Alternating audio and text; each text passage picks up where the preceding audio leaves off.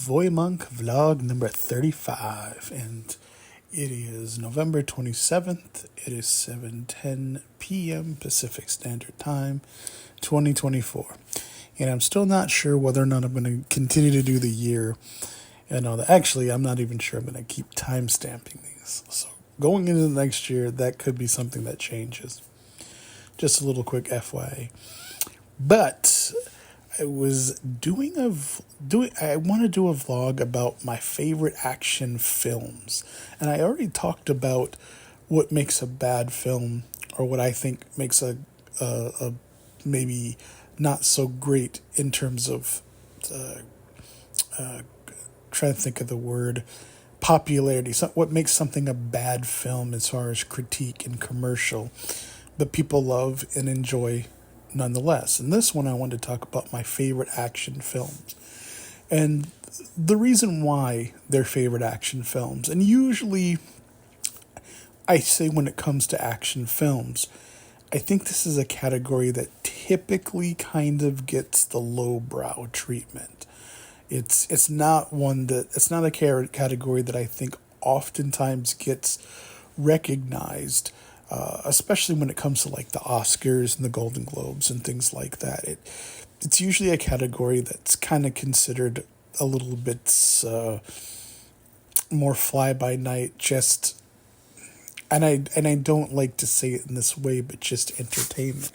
And so some of my favorite action movies, I would say, while you could I think people can have those different ideas, I would say that I agree and disagree on some of those things. But I would say that, while I wouldn't consider or say that my favorite action films are deep or certainly easy to do, I wouldn't necessarily say that. I would say good action films still require very much most of the basics. Like I said in my favorite sci-fi, you still have to have a good story.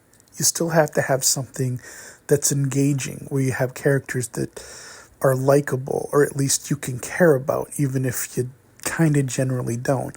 I think with action films, I think it's even more important because there are a lot of throwaways, at least to me, when it comes to my favorite action films. I'll use Star Wars as an example, but and it's been, made light of and joked about and that sort of thing, as far as the Death Star and all the people that were on it, and they were just building it and contracting it and all that kind of stuff or whatever. I think there's something to be said about that, as far as not just throwaway characters, but scene setting. The fact is, probably a great or some of the best action film scenes kind of think I gloss over the general fact that if you're following a story, for the most part, it's usually the one that you're rooting for, the main character, that can do just about anything and everything that they want, including, some of the things that happen to other people that would be in the film or the action flick that kind of get disregarded in terms of the consequence of what happens to them. I'm not going to deep dive into any of that at all, but the point is that when it comes to an action film, I do think that the primary thing that is important to me is the story. And some of my favorites, I would say, are probably more of the cliche. In fact, I think sometimes they don't get the accolades and the respect that they deserve, because I think, truthfully, and I think time kind of doesn't look as favorable to some action films as well, looking back, unlike many other films. But I would say that when you see a truly, I would say probably a terrible film, especially an action film, you know it when you see it. And I could say that no matter how much money some would say that you throw at it, you really just can't make something that's not going to work. And so, like I said, I think you still need all of the other elements in order for me to like a film or to like a movie. And so some of my favorites are obviously the Die Hard series. Beverly Hills Cop, although I think that's probably considered more of a comedy, but it's certainly action. It's got more of an action feel to me. I love the Rocky films, at least when I was younger. Looking back, maybe some of them not so much now.